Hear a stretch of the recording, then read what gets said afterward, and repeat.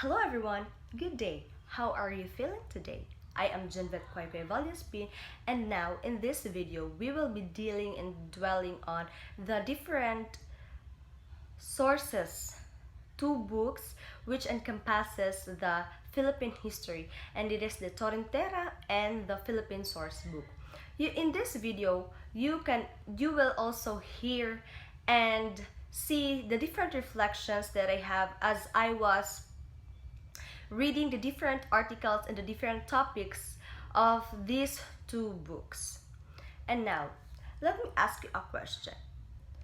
Have you ever wondered what happened in our country from the past years before we were born, before our existence? Have you ever wondered on that? I guess so. It is. Way back before, our teachers from our elementary days, from our high school days, they were talking about the history of the Philippines, that we were colonized by the Spanish, the Americans, and the Japanese, and so on and so forth. There are so many wars regarding the ownership of different countries, and so on and so forth. And now, in this, we will be dealing on the first topic of the Torrentera book, and it is a reflection on the introduction to Philippine historiography, the different sources and discourses. As I was reading the topic, I have reflected upon me that we all have stories, decisions, mistakes, situations in the past wherein we have learned a lot from it. There are also times that we tend to go back to it and reflect, rethink, rethink on the past events and go through deep realizations that what happened before made a really big impact into our lives today. I personally have past and previous events in my life wherein I really regret on doing it, and I even wished I haven't done it because it had made a very big impact, and I have faced severe and serious consequences on my actions and decisions without I dwell on more on my emotions than to think and analyze what should have I done on that specific situation or scenario. I cannot bring back the time, and the only thing that I could do for now is to prevent it from happening again. Like the history that we have, the Philippine history that we have way back before. There are happenings that we tried our best in the present day to not let it happen again, to not let the Filipino people suffer again from rapes, from violence, from murders, and so on and so forth. That is why as what you can see, our leaders are trying their best to give us a normal and peaceful life. They try to be good to other countries and deal with peace rather than with war. And lastly, some might regret the past. I, we, you, whoever are. We might regret our past or the history, but we should always put into account that without the presence of the history, we are not where we are today. There would be no learnings, no lesson, no satisfaction, no improvements and such that we will encounter within ourselves.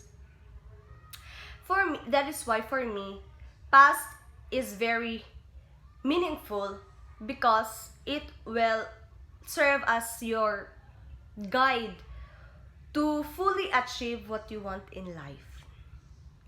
And now, for the lesson 2, in this Torrentera's book, the topic or the lesson that was being discussed is all about the history of the Philippine Islands.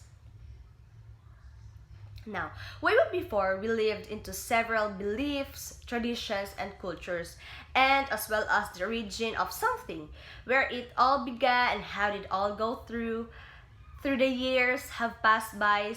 And same as with the history of the Philippine Islands, the people before are described as the barbarians, wherein they have physical characteristics of having a very heavy wavy hair, black skin color, and such descriptions of a barbarian individual.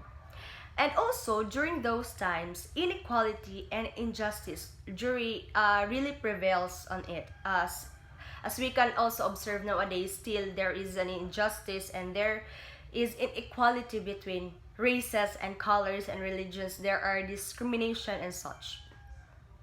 So, upon reading the topic or the lesson of the Philippine history, Philippine Islands, my attention was caught by the sentence, "The principles and lordships were inherited in the male line and by succession of father and son and their descendants." By just reading the whole sentence, I can easily determine that men have authority and is the ruler over everything. There is really as you can hear in the statement, there is really a quite distinction that the men are in the higher position and women are just below the men.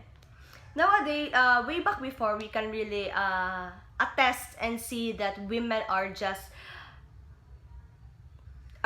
in house doing the household chores, cleaning, taking care of the children, and men are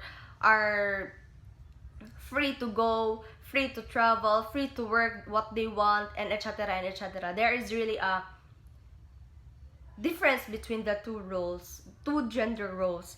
But now, as what you can see and observe, that people are now engaging into slowly having inequality. Women nowadays can now lead a state or a country. Women are now able to do what they love, to work and such. However, there are times that we can really say that women cannot do it because men are obliged to do it, and it is the work that requires workforce, strong workforce. As we all know, women, we cannot lift heavy objects. We cannot, unless if we are trained or something. And but if we think of it literally, women cannot weigh or lift heavy objects, and that is at some point should be done by male, and understood that it should be done by males, or by men or gentlemen. And so, to conclude, long ago, it is very evident how men and women were treated. We can see the big difference on how it is right now. The society has changed and gave opportunities to each and everyone with equal rights. Slowly and surely was adapting to freedom. There might still have been gender bias, but it is not as worse as it was before. Also nowadays, the society and community get even wider and bigger in terms of genders. As we all know, there is already an LGBTQ community where they were given the chance to express themselves and to show onto the world what really and who they really are, without even having the fear to tell or to let the world see who they really are. Because as we all know, LGBT members are not, for me, is they are not harmful. Instead, they inspire people. Many LGBTQ members are successful individuals in their life because they are very business minded. They are very kind and approachable. I can really attest that they also deserve the best of this world. So that is why in the Philippine history, Philippine Islands, there is really a difference between roles in the gender. But nowadays, gender roles is not that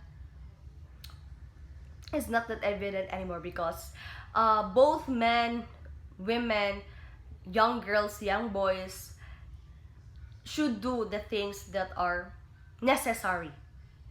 Next is we will be dealing about the manunggul jar. It is still in the Torrentera module course.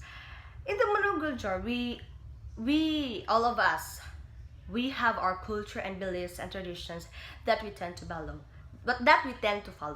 In a brief summarization of manunggul jar, it was discovered by Dr. Robert Fox with his companions when they are exploring the cave in Palawan.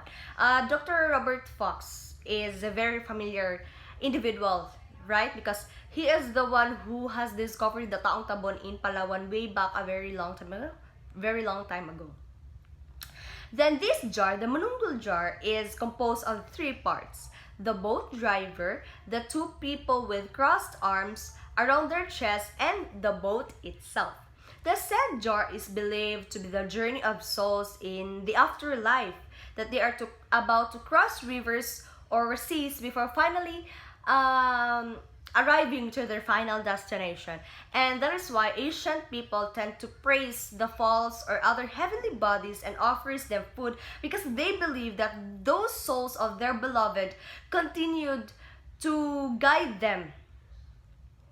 And the jar now became one of the finest masterpieces of the Philippines and was preserved in one of the most prestigious museums. Can you even imagine that? Of course. Philippines is really rich in ancient crafts and so on and so forth. Now, based on the summarization that I have said a while ago, I have seen and observed that like the manunggul jar that was believed to be one of sacred material for it symbolizes journey of souls and afterlife, I who have Chinese ancestors, because my great-grandfather is Chinese and my grandmother still brought the practices and traditions of Chinese to our generations, though even though I don't know how to speak in Chinese, but my grandmother really let us follow the practices and traditions of Chinese culture. And then we even have in our house this what we call Buddha. We have a lot Buddha in here because we preserved it. We tend to put it in our altar along with the crucifix of Jesus and the Santo Niño. And then in every occasion we have death anniversary, birthdays, Christmas and New Year's, we have this what we call my Lola always call it hue something that it is just like a red stick, and then you will light it up, and then and when the smoke comes out, you will bow 3 times, and then you will put it in a pot filled with ashes, and then it symbolizes that we are offering a prayer. And then we do it all the time, even in visiting in our dead loved ones. We still brought that that very thin stick, and we tend to do it all over and again. So that is why maybe in the future generation or in my years where I tend to have family, I will still let my children see and follow that tradition of ours. And then yes. And then, like the manunggul jar, which is preserved, my family also have this altar wherein the pictures of our dead loved ones are put, and it is preserved for its significance to us. It became our tradition. Upon reading the topic about the manunggul jar, I have seen how traditions are important and plays a very vital role in our lives. It amazes me because everything has symbolism. Things are preserved and given value, and also I do believe that there is afterlife and there is journey in the afterlife, wherein all things the world was not able to give was given to the afterlife. Lastly, the manunggul jar brought me into deep realizations that traditions and cultures should be preserved, and it is very important to each and everyone that they are the remains and memories of our loved ones, that should be passed from generation to generation and that they will never be forgotten. And also I have learned that aside from the life we have here on earth, there is also life after we die, and in there it might be an everlasting life with no end. So that is my reflection upon reading the Manunggul Jar. And now, are you all getting excited? We still have a lot of reflections to be heard. The next is the fourth reflection. Now let us proceed to the fourth reflection, which talks and deals about the Laguna Copper Plate. Now, the Copper Plate Laguna inscription came up with different and various rumors, confusions, and such about its origin. The inscription was written in Old Manay, and it is said to be the first calendar dated in the Philippine history. The origin of this inscription created numerous later arguments and is now considered as an artifact. This Copper Plate Laguna inscription is like a stone, and written in that stone or something cement are Latin words or such drawings that are carved using woods, I think. And then it was said that the Laguna Copper Plate inscription encompasses and implies economic, cultural, and political connections. I don't see anything that correlates to myself and to the Laguna Copper Plate inscription. However, it saddens me upon reading the topic that this artifact is not that given value because there are still a few matters that was considered and there are some misunderstandings. The copper plate for me holds a big and deeper meaning and memory from our ancient people, and it molds me to what and how far the inscriptions we have right now. And lastly, I cannot firmly relate myself to this topic, but somehow I feel quite sad for it. As well as the history of the inscription amazes me, the figures and everything. The topic was not that deepened about this ancient artifact, and the only good thing is that this artifact was kept in a museum and preserved. May someday I'll go to visit and see the different artifacts collected way back before. I would plan to go onto different museums that can be found in either Luzon, Visayas, or here in Mindanao just to see the different ancient artifacts that mold us to where we are today. Now let us proceed to reflection number 5. And it is about the duties. Oh, you hear the word duties. In other words, it is the tulumanon or trabahoon. Duties of the Katipunan of the Sons of the People, KKK. In the world we are living in today, we are surrounded by different duties and responsibilities, may it be in our home, in the society, in the community, or in the nation that we belong. This topic, the duties of the Katipunan of the Sons of the People, will not only reflect to ourselves but also to the existing societal issues that we have. The said topic, as a brief explanation, encompasses the duties that was set by Andres Bonifacio during his time, wherein he aims to get the freedom and liberty of the people in the Philippines. He wants the Filipinos to end the suffering and the slavery that they've been into in the hands of the colonizers. The main focus of the duties he made is to fight for our rights, respect, and have faith to the superior that he will bless those who are doing the right and good deeds. As we all know, our Filipino heroes always fight for one thing, and it is to give us the freedom that we deserve. In every corner we look at, we are dealing with different duties and responsibilities. I personally do have a lot of duties here in our comfort homes, and it is to really maintain the cleanliness of our house, wash the dishes, sweep the floor, do the laundry, and such. Duties in school wherein I should do the said tasks of the instructors before the deadline, listen and analyze the discussion during online classes, and as well as put into accounts the implications and applications that it can bring into my life into real life situations. Duties as a friend, sister, and daughter, and that is to protect, guide, and advise my loved ones to the right way and path. All of those duties will then reflect to me on how good I can handle those duties that will later on will be a benefit for me because I have learned a lot, and time will come that I will be living all by myself and start a new chapter of my life not living with my parents. I will be going to graduate and my loved ones will also love me the way I love them.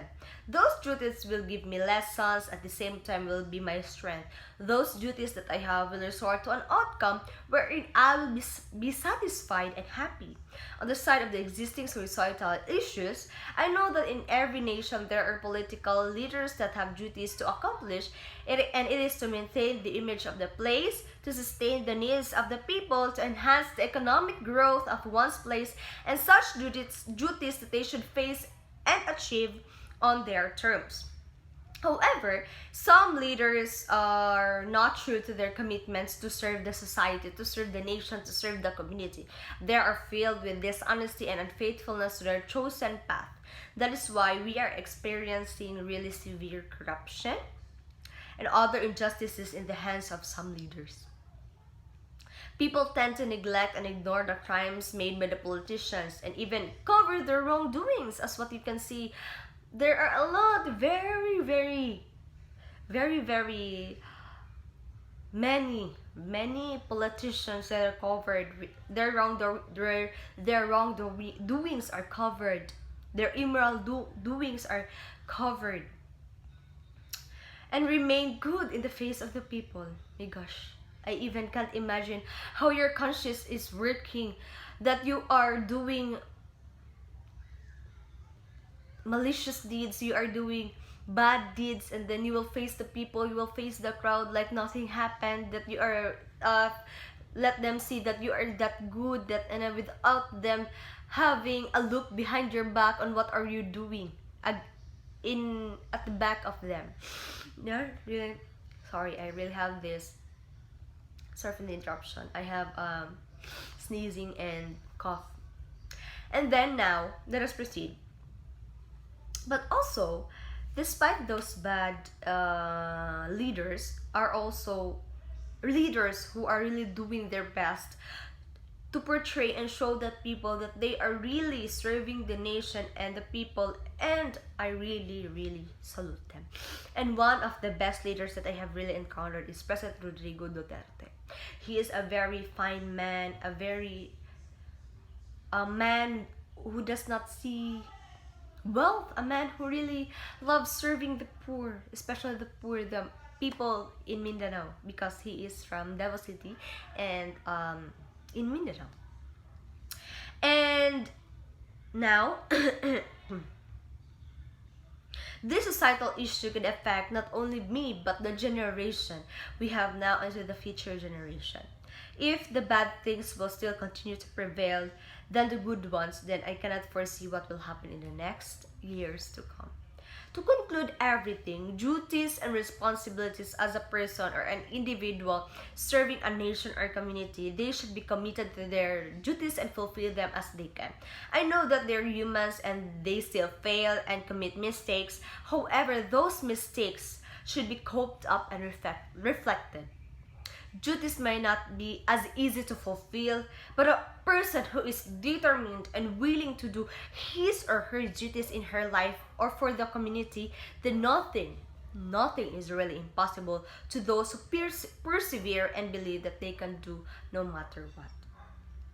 So that is the reflection I had when I read the article about the duties of the Katipunan as the sons of God, or KKD. And now let us proceed to the reflection 6, which is about the Austronesians' historical and comparative perspective. In this aspect, we are now dealing on the books of the Philippine source book and not in the Torrentera. Let us now move to the Philippine source book. And the first is the Austronesians' historical and comparative perspective. Written in this, the topic with the deals with the prehistoric agricultural world of the Austronesian colonization. It encompasses 7 orders of significance about the agriculture aspects, and it is the continuous population growth, the inherent transportability, the presence of a deep and absorbent frontier zone, the developing a tradition of sailing, canoe construction and navigation, a predilection for rapid coastal movement and exploration, a cultural sanctioned desire to found new settlements in order to become a reverend, and a desire to find new resources of raw materials for prestige goods exchange networks. As I was reading the said topic, I can say that it has something to do with the existing societal issues in our country. As we all know, our country is prone to poverty, wherein a lot of citizens only rely on the help and assistance given by the government.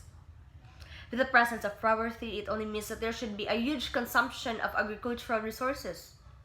However, during these years, with the presence of climate change and temperature, we are experiencing shortage of crops and such. Also, as you can observe, the goods and products in the market are increasing and the consumers are worried about it. As you also know, inflation rate right now is very high. The import and export transactions are also having trouble, for there is a huge increase in dollars. The use of technology might be advanced, but still there are some aspects that cannot be solved with the advancement of these technologies. If the economy loses or decreases, so does its sectoral and social aspects. If the crisis will continue, then there would be a huge impact in the agricultural aspect. Then probably we will be going to encounter hunger. If we tend to abuse our natural resources, we will really end up suffering for the consequences of it. And now, therefore, I can say that the people in the higher positions in the government are intended to serve the nation, to portray and commit themselves to the chosen journey that they chose, which is to serve the nation. They should give ideas, suggestions, and resolutions to the issues regarding the environment, the land, the marine, and most importantly, to the agriculture. Without these primary resources that we have, people will mostly experience severe crisis and suffering. We should be hand in hand and cooperate to the government with regards to their plans on the betterment of the nation. A nation won't be called a nation without leaders, and most especially without its people. Unity and harmonization are what we need. In this very chaotic world, we need to be united. We need to harmonize in order to sustain and live a very peaceful life. And that is my reflection on the sixth reflection on and the first reflection of the Philippine Source Book. And now let us proceed to the seventh reflection, which deals on the custom of the Tagalogs. The topic of the customs of the Tagalogs, which was authored by Juan de Pacencia, who is a Franciscan friar who ministered in the Philippines. He was able to make books related to languages, and the famous is the Doctrina Christiana. Along with that, he also authored the customs of the Tagalogs, wherein it deals with the level of superiority of one individual down to the slaves. The higher of the people before are known as the chiefs. They are very well respected, honored, and obeyed. Even their wives or families should also be treated well by everybody, because, as we all know, higher position. And anyone who tries to create evil towards them or offend them will suffer severe punishments.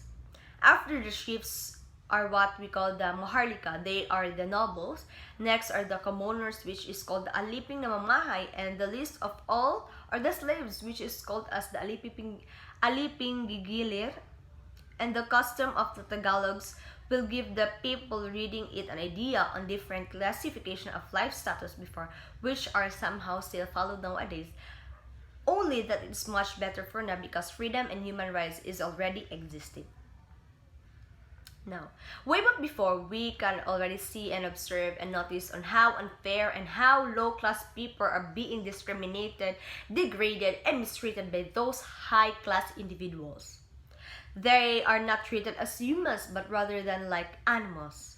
It's very sad upon hearing that and can really shatter pieces of an individual. In a given topic or excerpt, this phrase caught my attention, which for me implies a societal or sectoral impact for it is still somehow evident in today's generation. And the phrase is, these chiefs ruled over but few people, sometimes as many as 100 houses, sometimes even less than 30. For me, nowadays, the chiefs are known as the president of the nation for it is higher position which govern mandates and leads one place for the better of the place and its people. The Maharlika people are those people below the position of the president or are born from a political family.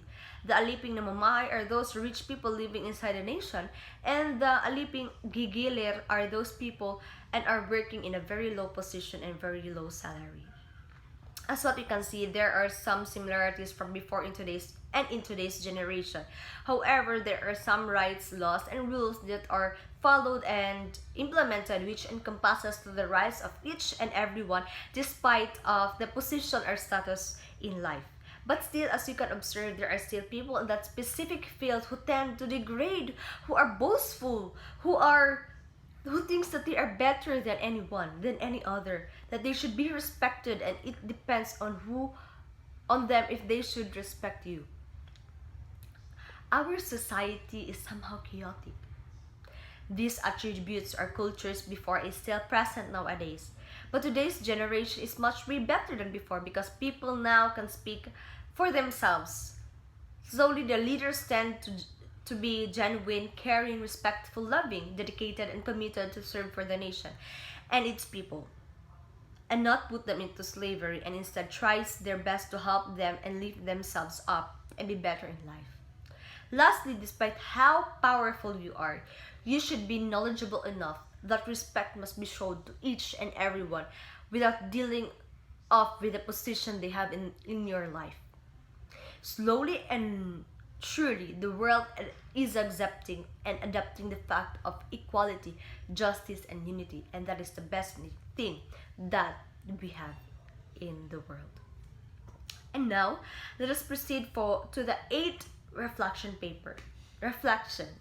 And it is about the Edmond plot shoot, 1877, the Philippine Islands, in La Solidaridad, Volume 2, 1819 Trust, Guadalupe Forest Gun Zone, 62 to 75, Pasig City, Fundacion Santiago. The topic that was all about is about the death journey of the 3 friars known as the Gomburza, wherein they are accused and are sentenced to death. The 3 of them are considered as heroes, for they had given up their lives for the people, serving and portraying their responsibilities in the church. Their death is so unjust, they were not even given the chance to speak for themselves and defend for what is right. Diba? Very, very, very unfair. The higher individuals directly ordered that they have committed crime and are sentenced to death the following day. The 3 of them could not express what they felt, what to do, and how did it happen. In other words, life is truly unfair. As what you can see, the 3 priests are accused and are immediately sentenced to death. This event is very evident before and up until now, wherein the justice system is so unjust, especially if you are in higher power and higher position. It is very evident towards the issue of the white and black people, wherein the black people are always being discriminated, judged, and criticized, accused of something wherein they didn't even have done it, but because of their color, they were accused of doing it.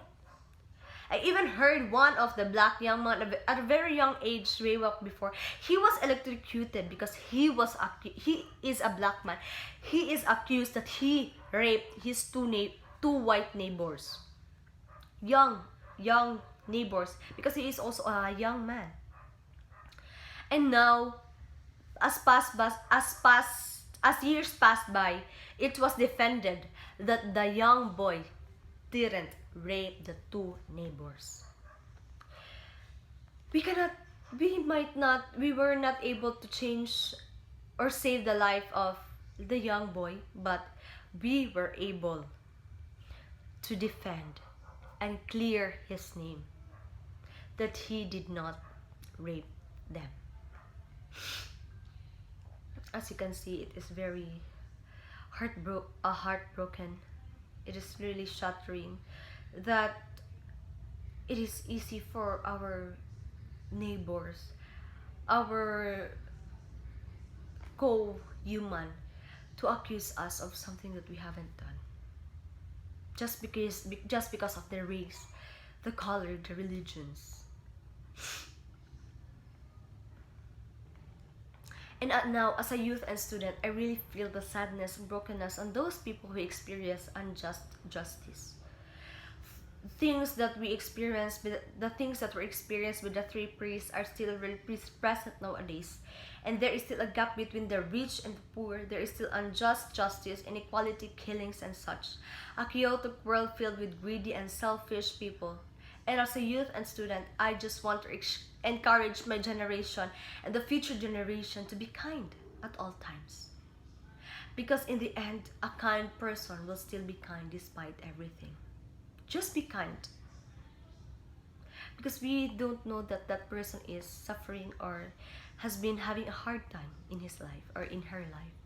We just have to do is to be kind to them.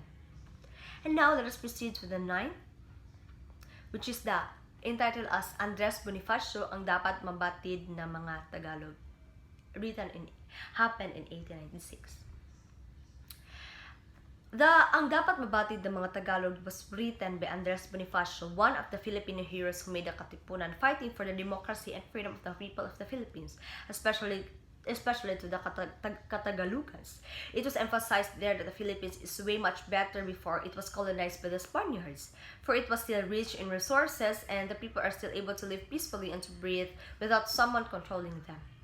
The said topic dwells on giving the people the clue or idea on what to fight and what should be the goal to live freely.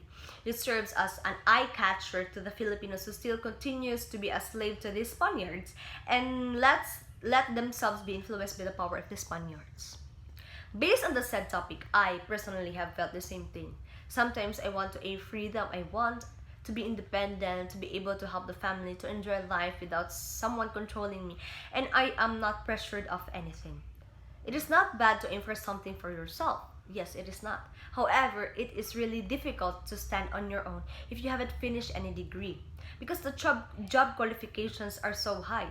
But I still have an attained freedom wherein I can still enjoy life with limits. And I think that is one of the best things that I could live within myself that my parents taught me.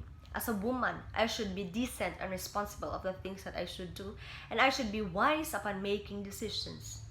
I fight for what I observe and prove that it is right, and I haven't stepped on someone's rights or space. And that is one of the personalities that I have within myself. Lastly, I might sometimes feel suffocated of the life that I have, but still I am thankful that I am able to enjoy it. I am blessed to be able to give myself education.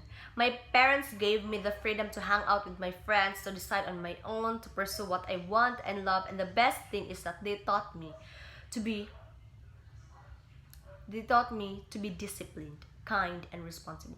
They are willing to guide me and the mistakes I have taken. They are willing to serve as my eye catcher to think and to do better in life as to the goal of Andres to his people. Andres was like my parents, and I am like the people he is willing to protect and do everything for its sake. And even if it means to giving up his own life, like my parents, they would do everything just for my sake. And I, as a grateful and blessed daughter, I will also do my best to repay what they have done to me. And now up to the last, not last, but to the 10th reflection, which is all about the supplementary materials from Prof. Roland Dalagan. These supplementary materials encompasses different topics. All the topics I have summarized it all and put it into reflection. Now, History 11 is dwelling more on the Philippine readings, which encompasses 5 important categories or details. The first one is the denial or repression, and it consists of archival documents and so on and so forth. Now, based on the discussion or brief summary of the topic, I can assess myself that it is very important to know and understand the flow and process, origin, and background of history, especially in the Philippines. Some individuals might find history as boring and informative, but for me, I find it amusing to know the different discoveries, inventions, happenings, and origin of something that was written mostly of historians and archaeologists. History correlates to my being because there are some parts of my past that I need to re-examine, recall, and put into deep realizations in order to prevent it from happening again and again and in order to prevent regrets. Also, with the help of this subject, I was able to determine and put into account the importance and significance of history in my life. That everything I have done in the past are history that molded me to who I and what I am today. I am looking forward to more learnings and adventures to this subject because this is very important, especially in the near future. Lastly, the very best part of history is realizing that there are contents of it that was we can connect to ourselves. The least thing that we value portrays a very big role and implies a huge impact within ourselves, in the community, and even in the nation. The feeling of amusement still shivers me upon learning this subject and topics. It dwells on deeper history and happenings that on some point includes different culture, traditions, and such that we can assess and compare to what we have. History really encompasses our whole being. And that's all for today's vlog. Hope that you have learned something from my reflection and that you have finished the whole video. Thank you very much for listening and see you on the next vlog. Bye-bye!